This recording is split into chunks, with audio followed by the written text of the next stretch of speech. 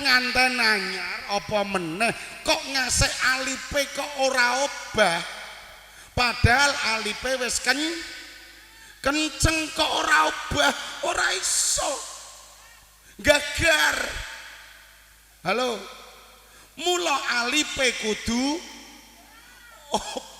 obah piye ya pokoke obah sallallahu Muhammad aja ngeres lho sampean lho.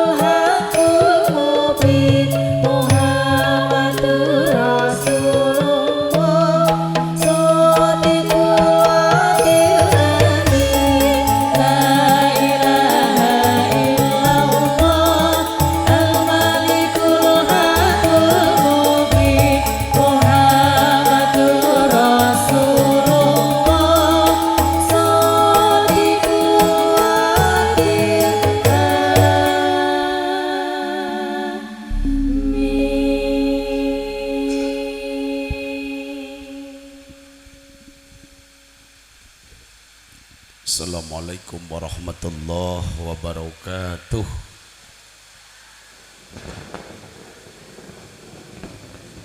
Assalamualaikum warahmatullahi wabarakatuh. Sepisan malih nggih. Pengen suwantenin jenengan luwih banter daripada gluduk. Assalamualaikum warahmatullahi wabarakatuh. Muga-muga pinaringan barokah. Sedina paringi terang, dalu niki dipun paringi rahmat arupi Jawa. Muga-muga tandane berkah. Al-Fatihah. A'udzubillahi minasyaitonirrajim. Bismillahirrahmanirrahim. Alhamdulillahirabbil alamin arrahmanir rahim maliki yaumiddin. Iyyaka na'budu wa iyyaka nasta'in ihdinas siratal mustaqim. Siratal ladzina an'amta 'alaihim ghairil maghdubi 'alaihim waladdallin. Amin. A'udzubillahi minasyaitonir rajim. Bismillah, alhamdulillah wasyukru lillah. Wassalatu wassalamu ala Rasulillah Sayyidina wa Maulana Muhammadin ibni Abdillah la nabiyya wa la rasula ba'dah. Asyhadu an la ilaha illallah wahdahu la syarikalah wa asyhadu anna Muhammadan abduhu wa rasuluh. Rabbi shrah li sadri wa yassir li amri wahlul 'uqdatam min lisani yafqahu qawli. Amma ba'd. Wonten ngarsanipun para alim ulama, para kiai sedayanipun ingkang kita bekteni. Mirungganipun ingkang hamengku gati. Nune panjenenganipun Kang Mas kula, Kang Warnoto kalian Mbak Yu Siti Malihah sak gotrah ingkang pantes ing pakurmatan. Boten kata lempen pinanganten kalih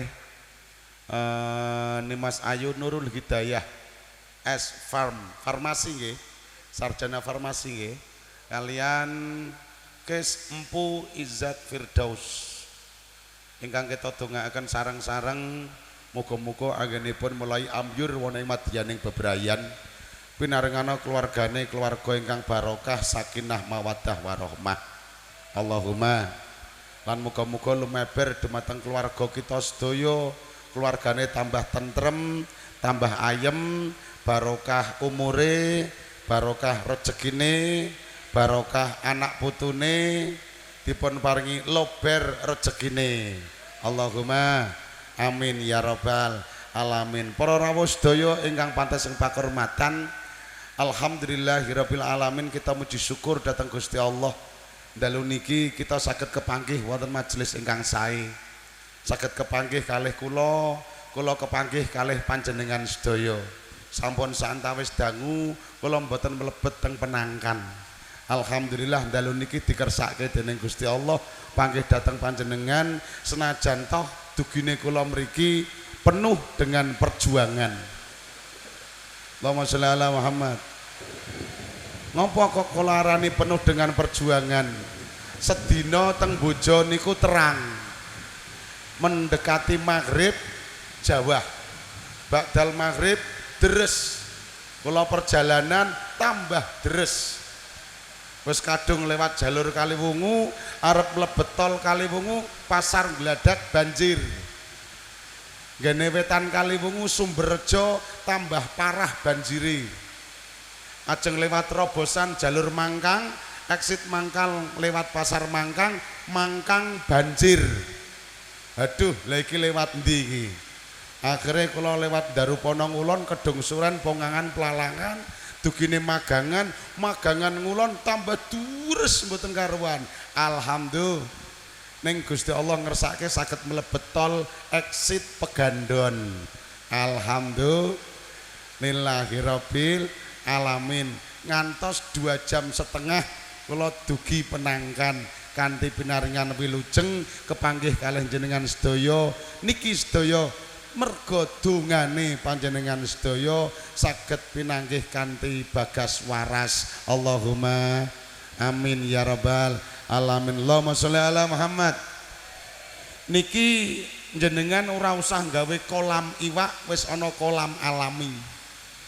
Jenengan nek arep ngingu lele ngeten niki rasa golek banyu. Teko culke mriku niku lelene urip. Nek jenengan arep ngingu nila, jenengan teko gawe luwangan, nilane cemplungke insyaallah nilane urip. Mergo saben dina nggih ana banyu. Banyu muga-muga dadi rahmate Gusti Allah. Mergo banyu niku nggih saged mboten dados rahmat para rawuh. nanging dados peringatan. Cobi panjenengan pirsani dereng dangu sekitar 1 bulan yang lalu daerah Sumatera, Aceh, Sumatera Barat, Sibulga lan sak panunggalane, Masya Allah kenging banjir kaya ngono. Tenggene wilayah Kudus, Pati, Jepara ngantos sakniki Demak kenging. Insya Allah Batang, Kendal kena, Kendal sidik-sidik kena. Muga-muga Batang aman. Luweh-luweh wilayah Cepaka Kuning aman. Allahumma ya rabbal alamin. Pramila sakderenge kula ngomong niki ngantene diparingi hadiah riyin. Hadiahe tembang.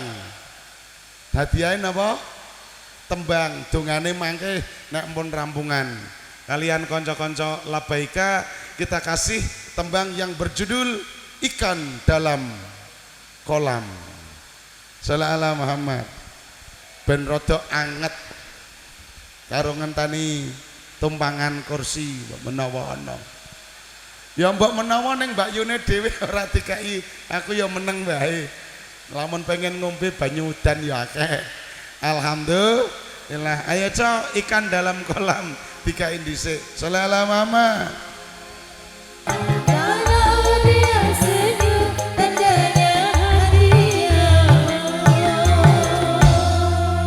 Allahumma sholli ala sayyidina wa maulana Muhammad. Jamaah sedaya kang kula hormati, langsung mawon mboten sah kakean sengkok. Urusan nganten niku urusan jodoh. Jodoh kuwi rahasiane Gusti Allah. Sing awake dhewe ora ngerti, mung isane nampa lan nglakoni. Ana perkara telu sing rahasiane Gusti Allah sing kula sampeyan ora ngerti sing bakal diwujudke. Siji, urusan jodoh. Nomor loro, urusan rezeki. Nomor telu, urusan pati. Kula sampeyan ora ngerti ning bakal nglakoni. Jodoh ning gone penangkan kene iki nisbate wong napa jenengane wong kakung kurang apa. Ning gone Cepaka Kuning cah lanang-lanang ya ganteng-ganteng, ya apik-apik, ya pinter-pinter. Ning apa ponakane kula Nurul Hidayah kuwi kok dientuk wong Slawi Tegal. Iku mergo urusane jodoh. Ana sing pek nggo jodhone ngepek tangga. Cepaka Kuning entuk penangkan gerek nyabrang kali dodok. Jodoh. Ana ru pek rit. Guru ngepek murid. Ana meneh iki pek tri. Pak Yai ngepek santri. Ana jen pek nyi. Tukang orjen ngepek penyanyi. Ana ting pek kal. Tukang syuting ngepek vokal. Ana masalahe nek nyoting karo vokal sing ketok ayu dinceng terus. Bar kuwi terus jaluk nomere WA, terus WA-nan jebulane dadi jodoh. Alhamdulillah. Ana neh sing mupek ring. Lemu ngepek gering. Ana kaya Mbak Yune kula, Mbak Yu Malikah niki kan lemu. Nah niki mupekmu. Lemu ngepek lemu, Kang Warnata ya lemu. Ning ana sing wedok lemu gedhi, sing kakung kaya biting. Ana niku ya ngono ki ya sing wedok metengan. Padahal sing lanang ngeyayat cilik ngono ku ya angger setahun manak siji. Kok cepet men to sampeyan duwe bayi. Mbuh angger tak kempit mesti nyong meteng muni ngono. Shallallahu Muhammad. Iku rahasiane Gusti Allah Subhanahu wa taala. Lah sing paling penting napa? Nek kula wis jenengan wis ditemokke jodone kudu bener-bener tujuan utama nek awake dhewe bebrayanan kepengin gayuh kabagyan awit ning gone ngalam donya ngantos dumugi akhirat insyaallah. Allahumma amin ya rabbal alamin. Lah pripun carane? Carane kula sampean iso gayuh kabagyan, iso gayuh sakinah, pikantuk mawaddah, pikantuk romahe Gusti Allah. Assalamualaikum. Bu. Bu. Jenengan tak timbali aku rodok mentel. Bu. Dalem. Kula seneng jenengan nak ditimbali nganggo nek nyauri nganggo tata krama. Dalem ngene iki kula seneng. Tapi kira-kira nyauri meni dalem ki nek tak timbali aku tok apa termasuk nek ning omah barang ya? Bu. Lah.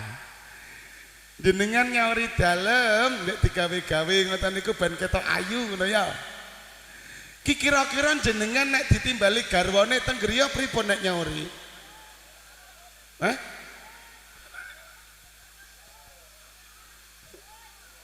Biasanya garwane jenengan nak nimbali pripun? Dek apa yang apa mah apa ibu napa yayang beb? Hah? Yayang beb. Mamane jenengan celake garwane bune nun nun. Ya Allah Gusti, sampean tak timbali aku enak nyauri muni dalem kok. Bu. Lah sampean muni dalem tak timbali ki aku apamu? Nyong bojone sampean ya ora. Nyong kakangane sampean ya ora. Nyong wong tuane sampean pada bae ora sih. Tak timbali nyong muni dalem ning begitu sampean ditimbali bojone kok iso muni nun ra cucuk no. Mangke bar wangsul sanging mriki dipraktekke nggih. Dugi griya nek ditimbali garwane bune jenengan nak nyauri dalem ya ngono ya. Yah ngono ta nak ngundang penangkan kok. Penangkan ki paling ora dalem ya ngono. Tak jamin nek sampean ditimbali garwane kok muni dalem tak jamin garwane sampean meriang langsung waras. Tenan iki garwane sampean meriang langsung waras. Mergo napa? Kaget. Iki ibune bar pengajian bar diulang apa iki? Halo. Halo. Shallallahu alaihi Muhammad. Shallallahu alaihi Muhammad. Jenengan nate dadi nganten biyen, Bu? Nate nggih nostalgia biyen ari kala jenengan pacaran pas wayah udan ngeten niki kemutan mboten jenengan kalian nggawa payung ireng.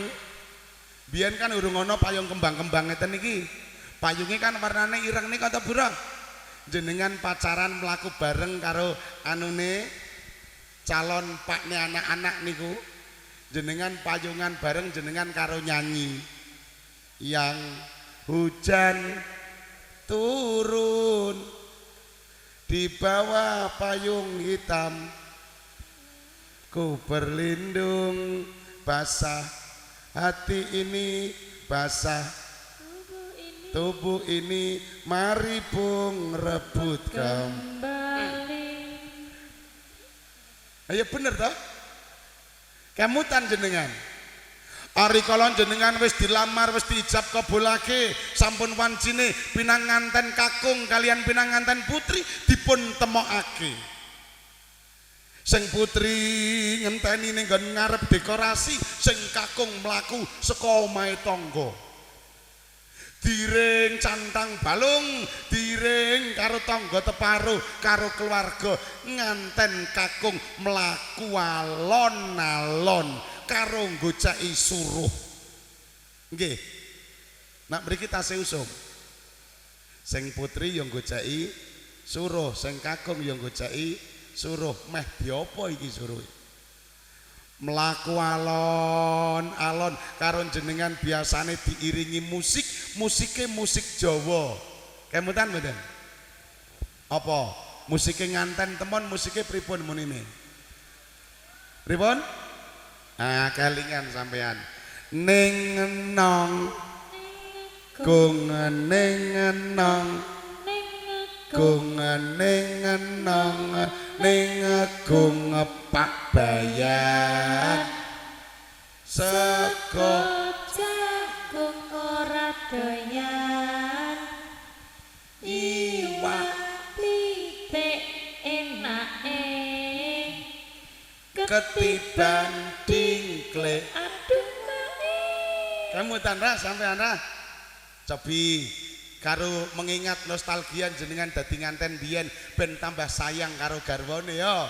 Yuk bareng-bareng muni ning nong ning gung mumpung bareng udan ya Allah Gusti sing muni ning nong ning gung banter muga-muga sesuk rezekine barokah melimpah. Sing mangap totok mboten metu suarane ya Allah muga-muga jenengan kersakake nek ngising sikile keteko. Bener sih. Ayo jajal. Aku kepengen krungu suarane sampean. 1 2 3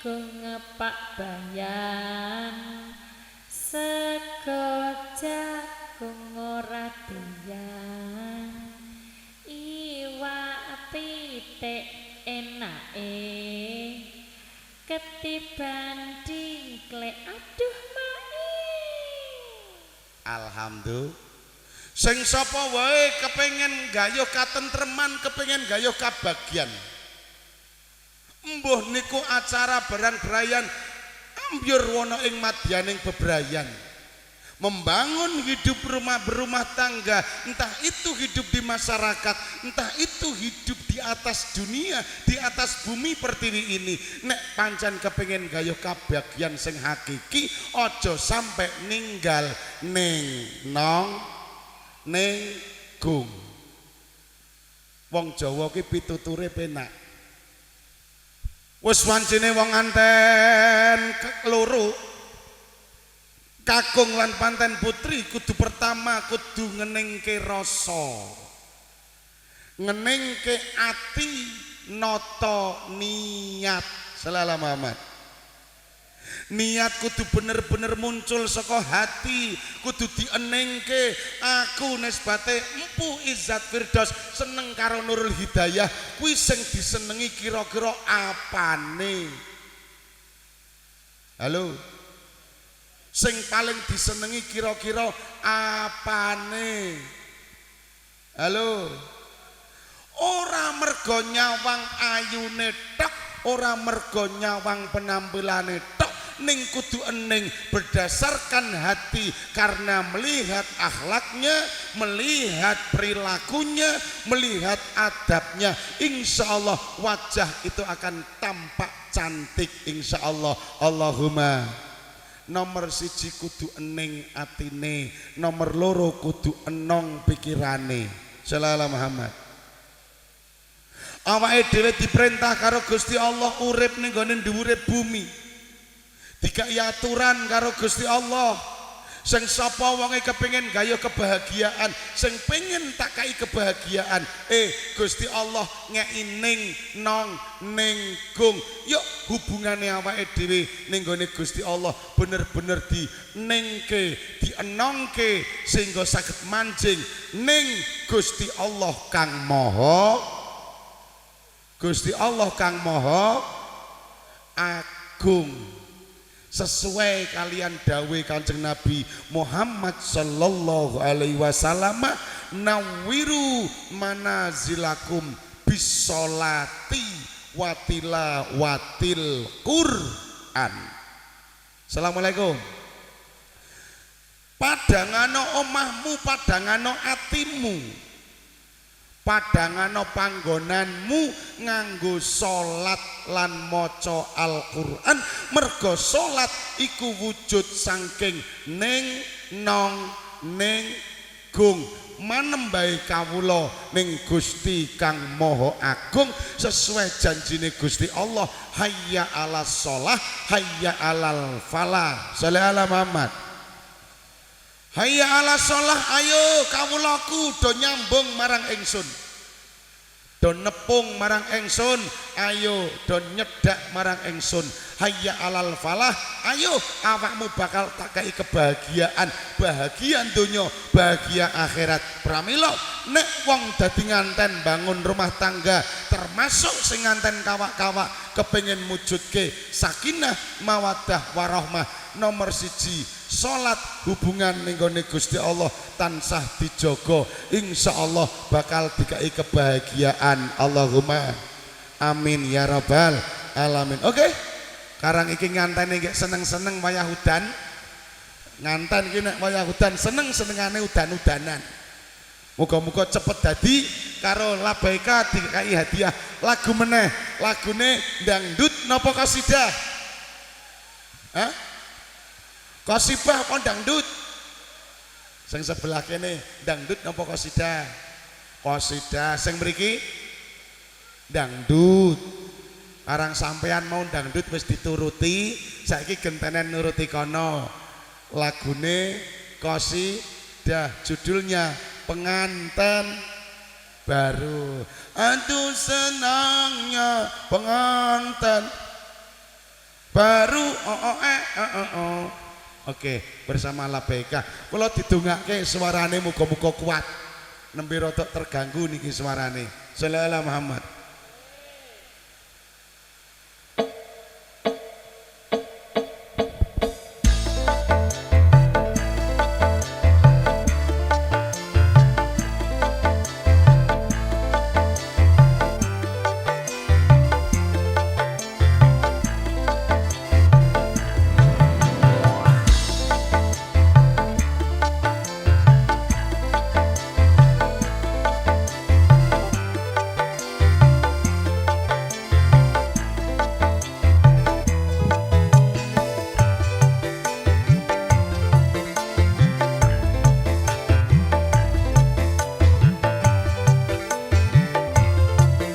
Hormati neng nong nenggung itu artinya nomor siji sholat. Dalam kondisi apapun, dalam keadaan seperti apapun, kalau sampeyan kudu neng nong nenggung manembah neng Gusti Allah. Nomor loro, watilawatil Quran lan maca Al-Quran. Al-Quran yang terdiri dari huruf hijaiyah. Assalamualaikum. Biyen kula sampeyan nate ngaos tengene ustad nalikane tasih alit dipun warai juz amma biyen. Assalamualaikum. Juz amma nika kan mulang huruf hijaiyah nggih. Kula tak takon, huruf hijaiyah sing pertama niku huruf napa? Non? Alif. Ya, alif kuwi kenceng apa bengkong? Non? Kenceng. Ya. Alif niku kenceng. Bar sampean dikenalke alif ba ta sa jim ha kha dal dal sampai ya. Bar niku wawu alif lam sin tajdid patah wasin patah sa lam alif patah lam mim dhamma was salamu bar kuwi terus abata sajaha. Nggih. Terus ana meneh sing digandeng telu, alif fatah, alif kasroh, alif dhammah. Iki dalil sing paling gampang ben sampeyan gampang kemutan, ben nganten ya gampang kemutan. Assalamualaikum. Nomor siji kudu ning niat krana Gusti Allah, aja krana liya-liya.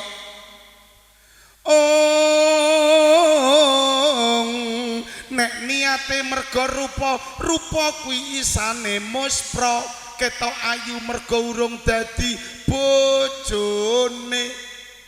Ketok ayu mergo isih enom, mergo ketok ayu mergo duwe rasa cinta.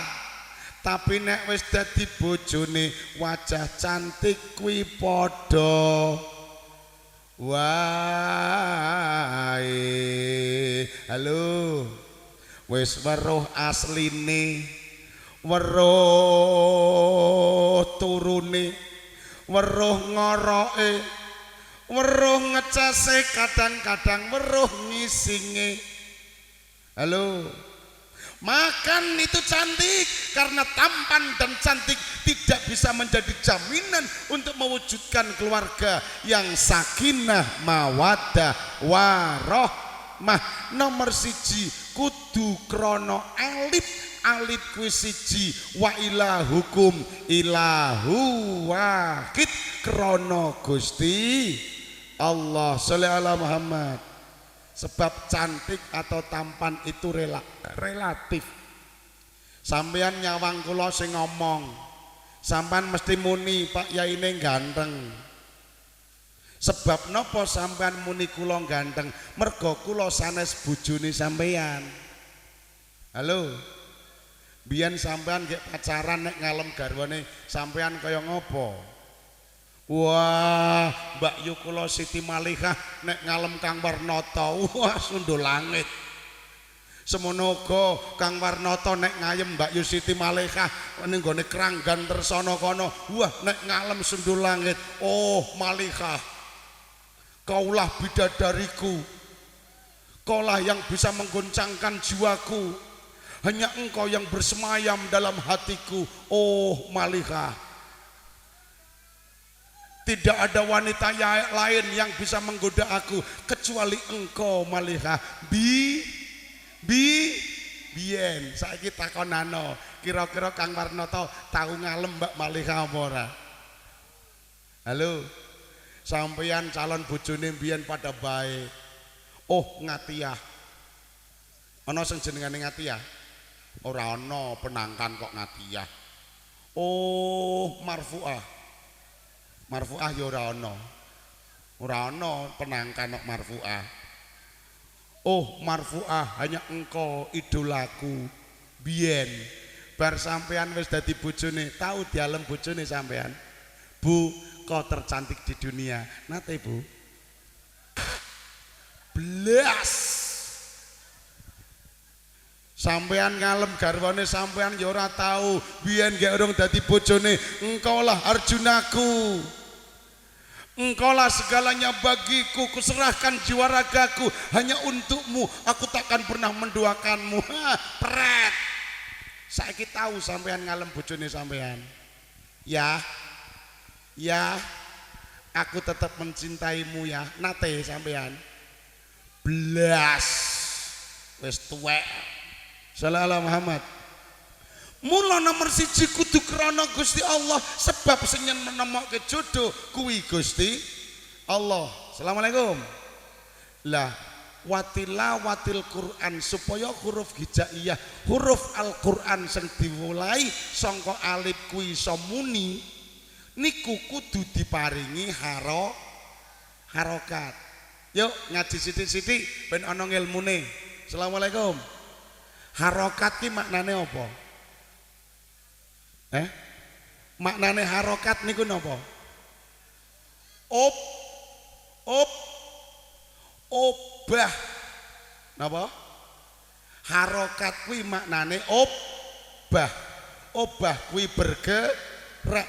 Nek alife kok ora diobahke, ora dadi. Halo. Awang nganten anyar kok alife ora obah. Alife kok meneng wae iki ya primen.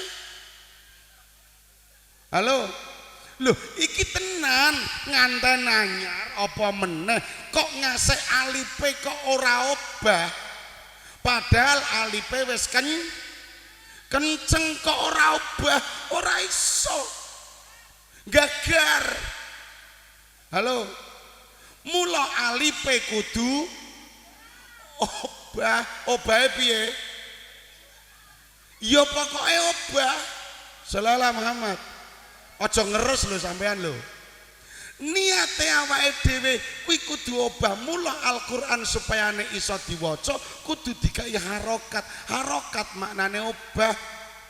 Lah harokat utawa tanda baca itu ada 5 ning sing iso muni 3. Halo.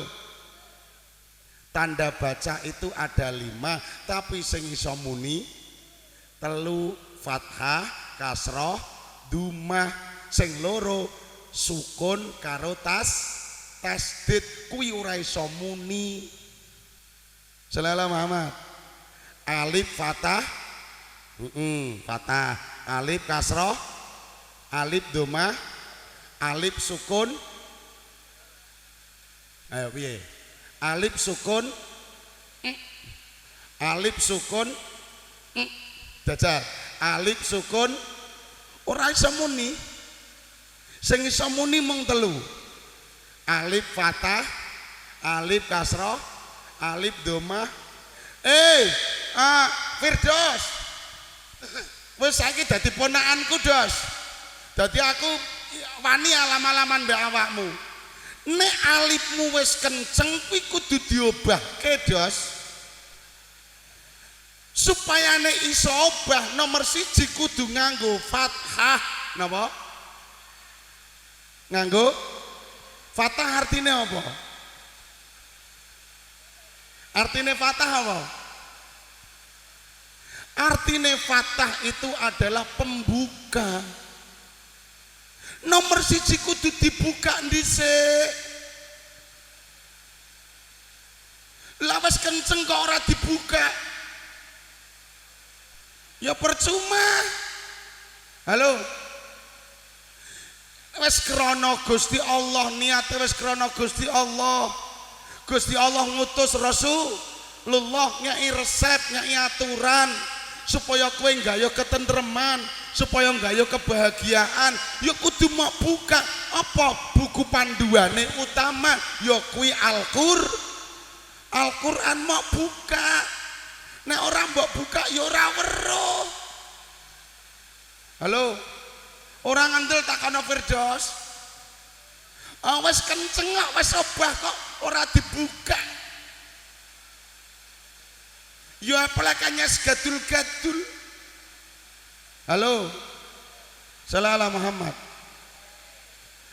Nek wis dibuka Qur'ane, nawiru manazilakum bisolati watilawatil Quran lan maca Quran kuwi kudu dibuka.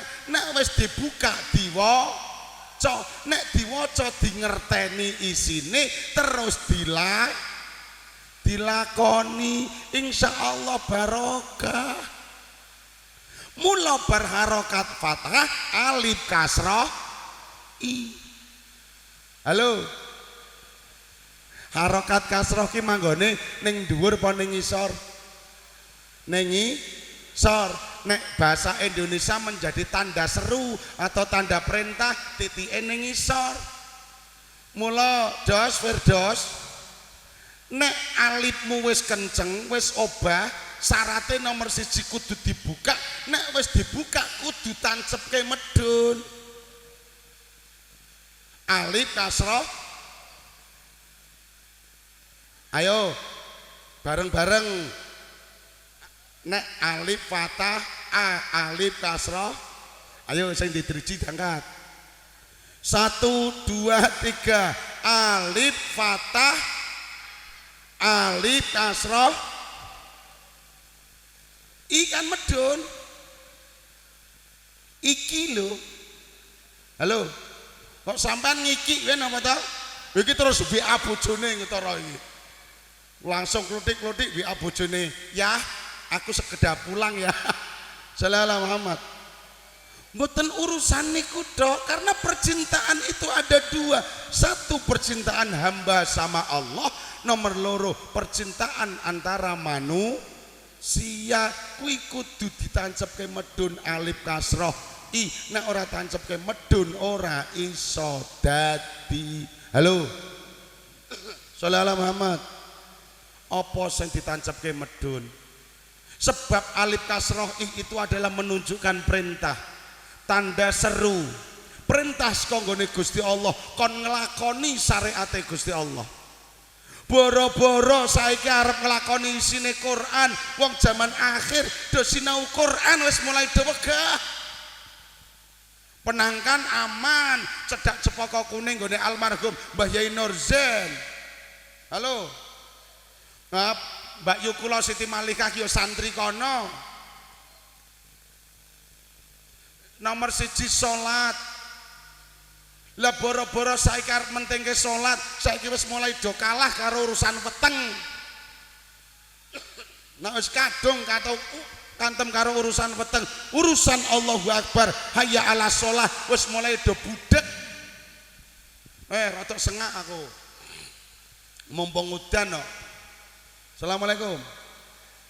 Bagaimana kita akan mendapatkan kebahagiaan? Lah pintunya tidak pernah dibuka kok, alifnya tidak pernah dibuka, Allahnya tidak pernah dibuka, dan kita mulai tidak melakukan apa yang diperintahkan oleh Allah. Nauzubillah min dzalik. Lah yo nisbate kaya kula ngeten iki. HP kula nisbate ning penangkan. Ilang sinyale, kula mawon bingung kok. Sampeyan nyekeli HP ning nggon sebuah wilayah, sinyale blank ilang, jenengan golek sinyal ngene kok. Jenengan mulai kuatir, mulai bingung, nggih mboten? Kuwi nggak sinyal HP. Tapi ane ngopo kula sampeyan ilang sinyale ning gone Gusti Allah kok ora tahu kuatir, ora tahu bingung. Saged ditampa matur kula. Assalamualaikum. Saben dina ora buka HP. Sedina ora buka HP, tangan keduten mripate. Kangen pengen weruh HP, tapi sedina tangan ora nyekel Quran, mripat ora weruh Al-Quran. Ngopo kok do tenang-tenang wae? Assalamualaikum. Niki kula rada sengak iki. Mula Firdaus, salatmu, salate bojomu, kowe duwe kewajiban ngemong salate bojomu, sebab awakmu tanggung jawab donya tekan akhirat. Shallallahu Muhammad. Anggep enak ngono apa dadi wong lanang. Siji kudu wajib goleke nafkah. Nomor 2 tanggung jawab donya tekan akhirat. Kuwi wong lanang. Mula wong wedok-wedok karo wong lanang aja sembarangan ya Bu ya. Bu, garwane sampean aja sering diganyami ya Bu ya. Sampean nek ngendikan karo garwa sing alus, aja banter-banter, meles garwane sampean waya udan kaya kiye. Nyambut gawe kudanan, kadang tekan omah masuk angin ra Bu. Sampean nek ngomong aja dengan suara keras, meles. Ben garwane sampean do sehat, panjang umur. Aja sering disentak-sentak ya Bu ya. Dosa sampean. Sawango nak gak turu ngorok, tutuke mangap. Sawango ya garwane nyong siki wis kaya kuwe ya, melas nemen. Dimelasno garwane sampean kuwi ngalah. Nek nyambut gawe betek-beteke kepengin nyukupi sampean ben iso tuku gelang, sampean ben iso tuku anting-anting, sampean ben iso tuku seragam. Kuwi garwane sampean ngalahan. Coba sampean tak takoni ibu-ibu, jilbabmu kira-kira jumlahe ana pira? Jilbabmu jumlahe kira-kira ana pira? Akeh, 12. Acara besan ganti gamis jilbab sak sandale, sak tase kudu matching. Esok besan, sore kondangan, ganti meneh gamise sak kudunge, ya ora? Sesuke selapanan muslimat ganti muslimatan, takziah ganti gamis ireng, ya ora? Kuwi sampean. Lah bojomu pecis duwene mung siji, kondangan pecise ya kuwi, besan pecise ya kuwi, jumatan ya kuwi, selametan pecise ya kuwi, ngasek koploh pecise si ajek ireng tulisane Nahdlatul Ulama. Ngalah apa ora bojone sampean? Ngalah sandane wong lanang kados kula paling ya mung ngeten niki karo sandal jepit. Kula wis nrimo, tapi sandale bojoku walah sing sepatu slop, sing hae dhuwur, persis sandalmu. Sampeyan rindi-rindi sandale gonta ganti, beda tukang syuting karo tukang foto. Sandale ajek putih kuwi wae. Halo. Wong lanang ngalahan, wong lanang ora nganggo gelang, wong lanang ora nganggo kalung, ora nganggo anting-anting, tapi wong lanang kon goleke nafkah rezeki, kon ngeke sampean ben iso tuku gelang, ben iso tuku anting. Mula sampean aja galak-galak karo bojone. Halo. Nurul. Awakmu karo Firdaus aja galak-galak, Rul. Apa meneh bojomu Firdaus kuwi ketoke menengan, Rul. Wong lanang kuwi kalahe mung mbek sampean tok. Kula saiki rada gagah wani ngomong, tekan ngomeh ning ngarepe yayangku.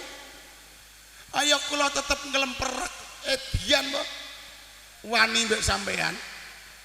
Wong sampean ki makhluk paling sekti salam donya. Tepuk tangan kanggo ibu-ibu.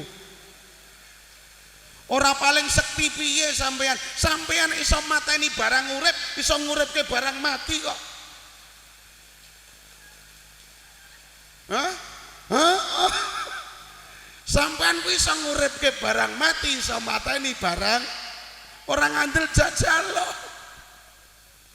Sallallahu Muhammad. Mula nomor 1 alif fathah, a alif kasroh, I. Ini syaratnya harus dipelajari. Ilmu yang berkaitan dengan sholat itu sudah terangkum dalam Al-Quran, diterangkan oleh baginda Rasulullah Sallallahu Alaihi Wasallam. Nek wis alif kasroh I terus alif domah U. Assalamualaikum. Domah artinya apa? Hah? Artine domah niku kumpul awet ning alam donya ngantos dumugi akhirat insya Allah. Nek wis kumpul kula sampean bakal ngerti harokat sukun. Sukun itu artinya adalah ketenangan utawa tenang. Pramila nek ndongake nganten sakit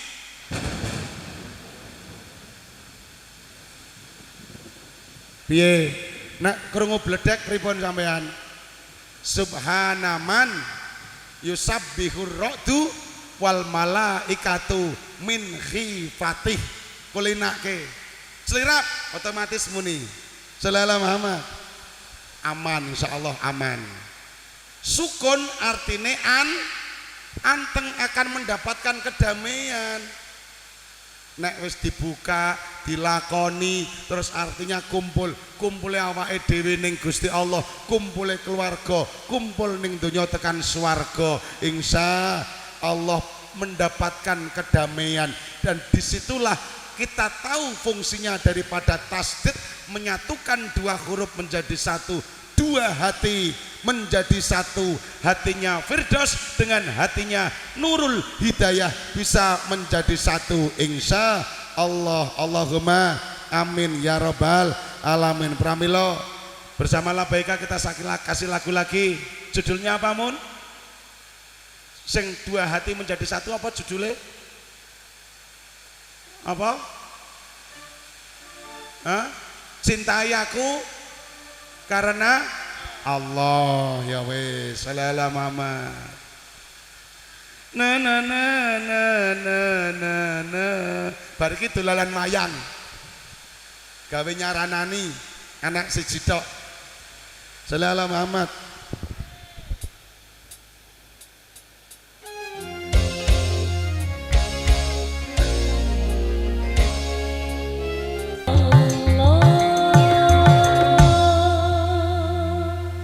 Allahumma sholli ala Muhammad.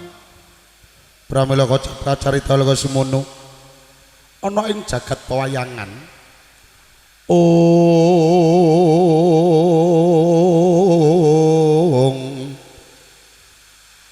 pun cariyosaken ana ing jagat pewayangan oleh semono ana suwijining satriya ingkang mijil saking Slawi Tegal ingkang peparap Raden Gatotkaca ya Raden Kis Empu Izzat Firdaus lakone nganten ya kudu dipaske nek ora pas ya ora enak kurang munggah sithik Om kurang munggah ya dunggahke alon-alon ya Bu ya tasih betah ta Bu nek mboten betah ngudane terus e Sallallahu Muhammad Sallallahu Muhammad sapa ta satriya wira ya Raden Gatotkaca putranipun Raden Werkudara Raden Gatotkaca ari kala semono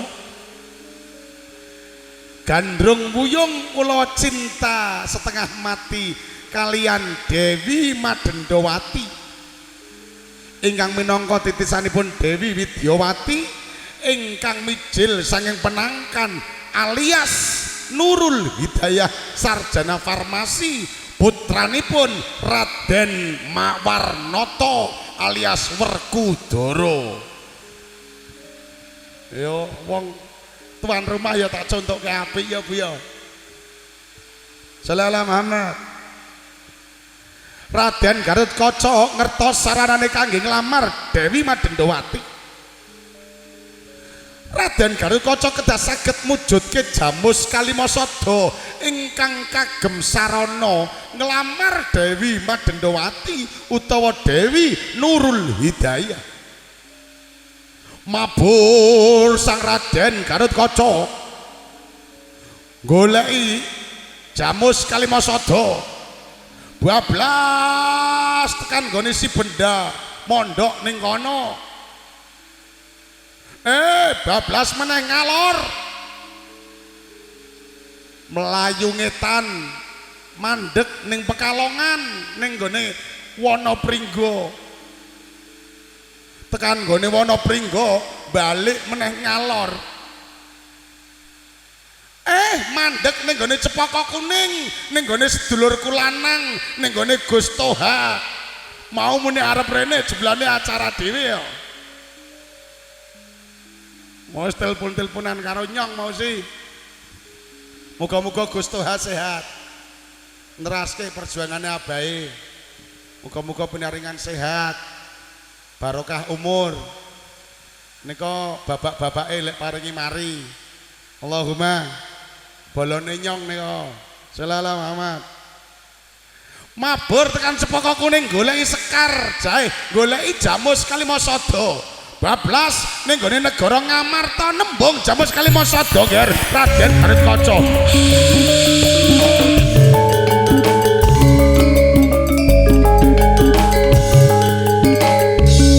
tekan Cepaka Kuning sadurunge sowan ning gone Gus Toha ketemu Pakde Bagio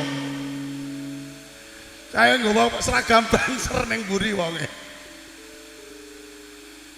diterke dituntun alon-alon jebulane sing seneng karo Dewi Madendawati ora mung Gatotkaca tok ana satriya saka negara Ngastina ingkang peparap Lesmana Mandrakumara putra mahkota saking negara Ngastina ning wonge rada kentir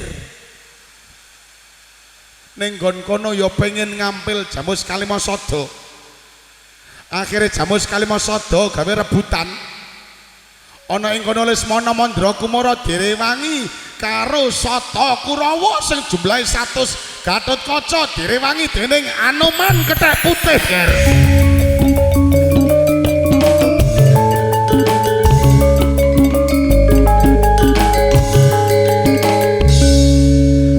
Anomane ana ora Om ana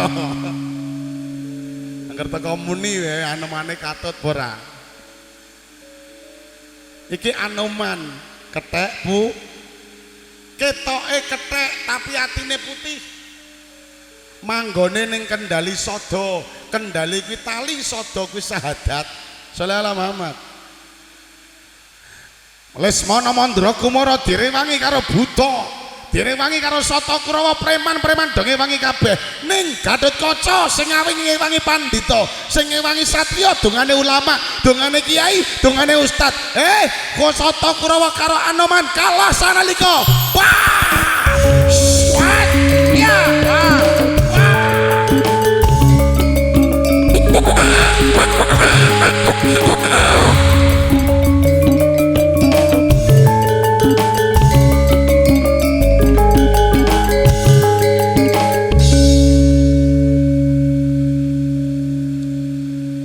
Dalange ngelak wayang ora pakem kan sakarepku sing penting ana ceritane nggih. Akhiripun Jamus Kalimasada pun aturaken dening Raden Garutkaca kanggo sarana nglamar Dewi Madendawati alias Nurul Hidayah. Yuk mangkat lamaran.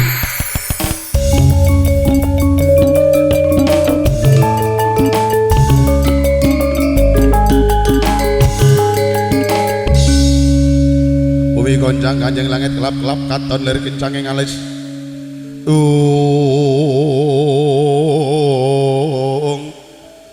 resang mawe kandrong sabarang kadulu kir morak mayik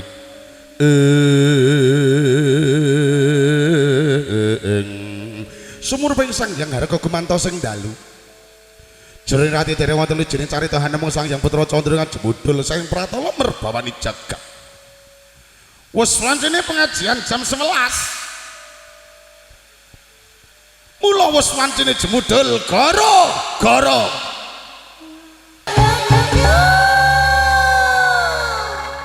Nah, alhamdulillahirabbil alamin ya, Gong.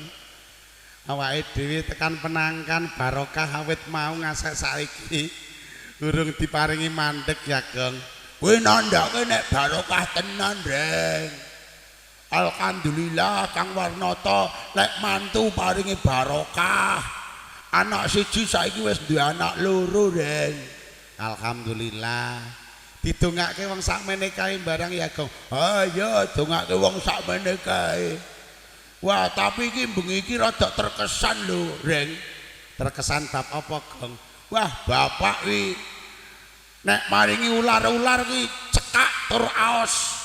Lah kok cekak tur as amung babakan alif kok.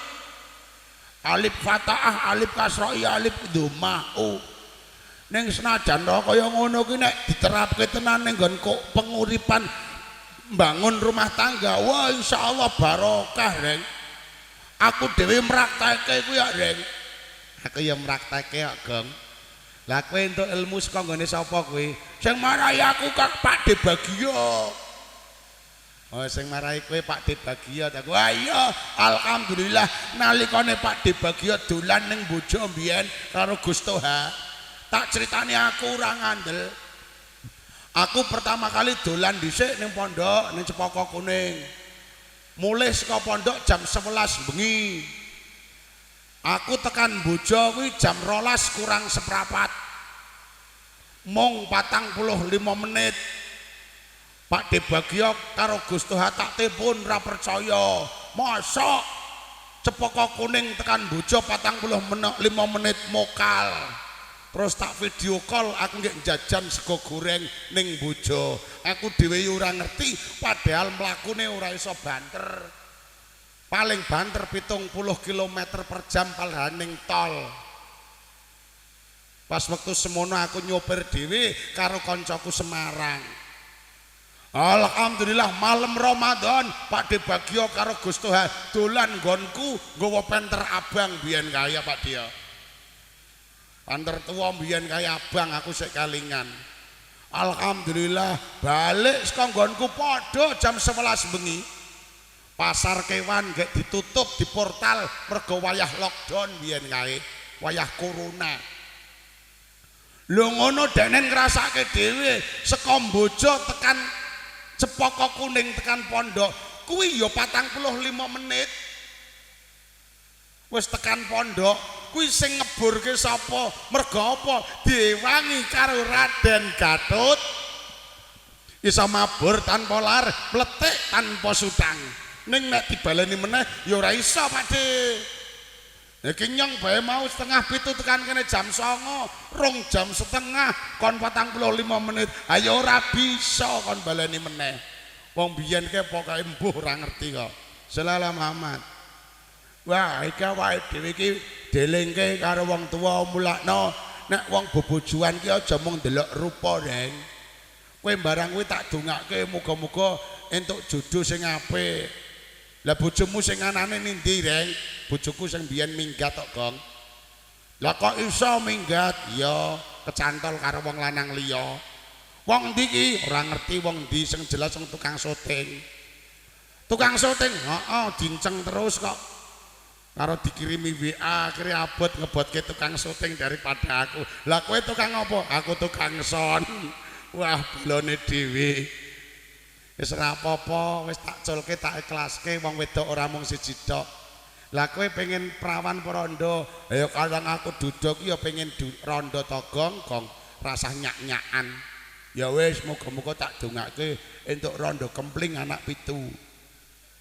Anak 7. Malahane kowe ra semangan anak wis ana anake ngopeni cah yatim. Berkayake Allahumma. Kok ya amin sampean. Pancen bener Gong jarene bapak kuwi sejatine wong jejodohan ki aja ngandalke rupa, aja ngandalke bondo donya. Rupa karo bondo donya ki sane ya muspra. Sepira akeh bondo donya ki ora bakalan iso nrimo kadang-kadang awake dhewe.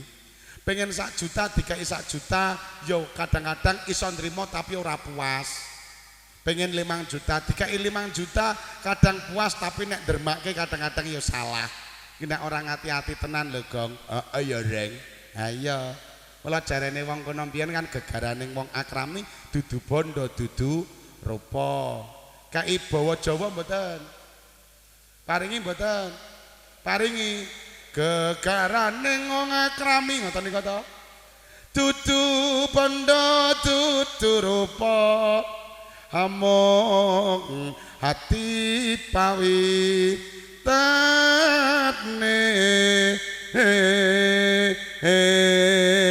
terus kemun setugel apa suka pertama we ya suka pertama pokoknya ben nurut wayangannya ya Bu ya insyaallah sedelongkas wis rampung udane terang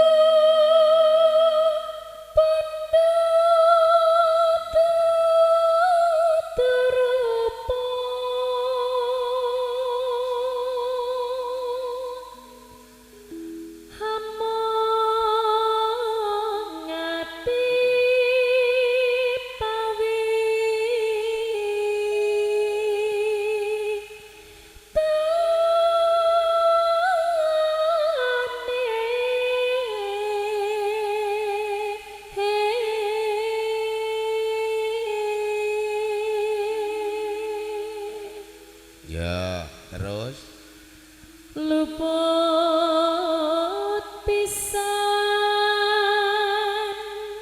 kena pisan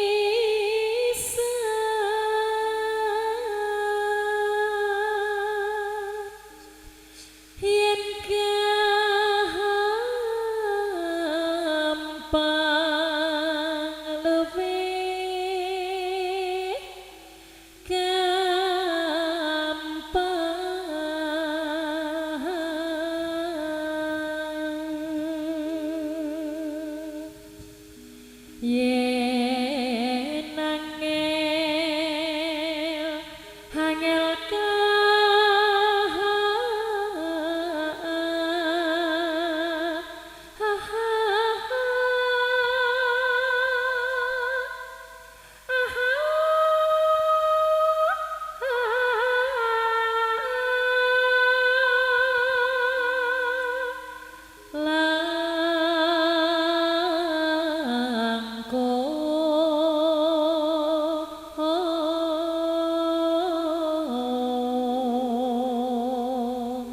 Wong sakmene kaya do meneng kabeh to iki.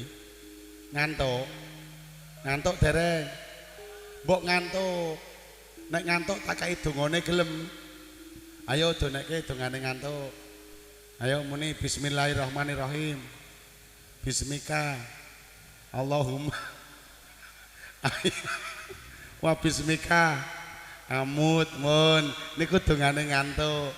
Selamat tidur. Ngantuk ilang napa tase? Ya teruske terakhir. Tan kena tinumbas harta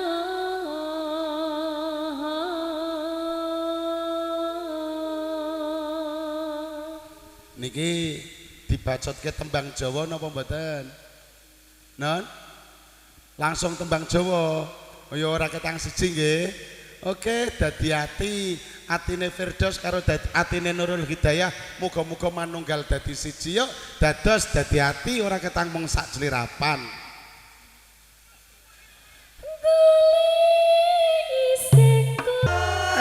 Le gareng Petruk Bagong. Lekmu padha gegojekan aja kesuwen yo, Ngger. Iki awake dhewe wis entuk undangan to, Le. Yen ndaramu Gatotkaca wis bisa boyong Jamus Kalimasada, iki wis wancine sesuk padha ijab kabul. Yo padha hormat ijab kabul, ndongake ning gone penangkan, Ngger. Yo mangkat bareng-bareng to, Le.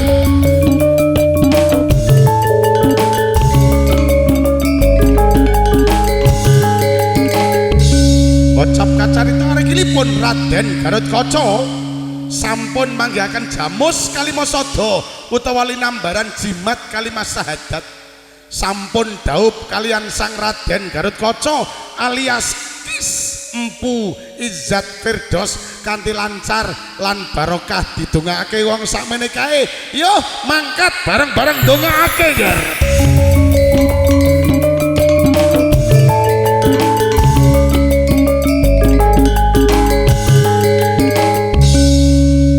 Kanthi paripurnaning Raden Gatotkaca ijab kabul paripurna pangaosan wekdal dalu punika mugia pinaringan wilujeng pinaringan barokah pinaringan lancar lir ing sambi kala tebih saking godha rencana. Al-Fatihah.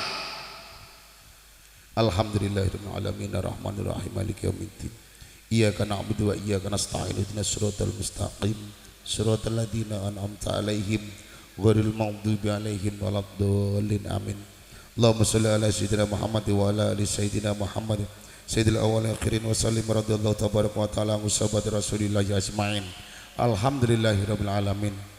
Allahumma ya Allah shalli ala sayyidina Muhammadin sholatan tunjina biha min jamil ahwali wal afat wa taqdiluna biha jamil hajat wa tahhiruna biha min jamis sayyiat wa tarfa'una biha indaka darajat wa balighuna biha aqsal ghayat min jamil khairati fil hayati abadal mamat. Rabbana hab lana min azwajina wa dhurriyyatina qurrata a'yun waj'alna lil muttaqina imama. Allahumma arinal haqqa haqqan warzuqna ittiba'ah wa arinal batila batilan warzuqna ijtinabah.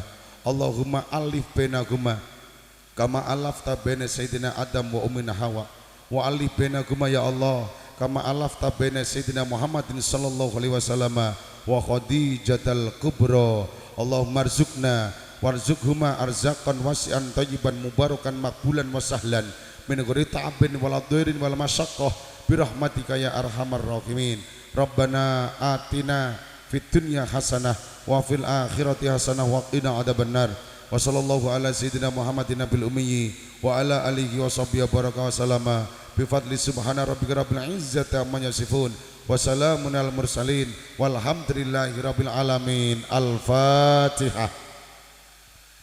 Alhamdulillahirabbil alamin arrahmanir rahim maliki yaumiddin iyyaka na'budu wa iyyaka nasta'in ihdinas siratal mustaqim siratal ladzina an'amta 'alaihim ghairil maghdubi 'alaihim waladdallin amin amin amin. Da'wahum subhanakallahumma wa tahiyyatuhum fiha salam wa akhiru da'wahum alhamdulillahirabbil alamin. Taqabbalallahu minkum.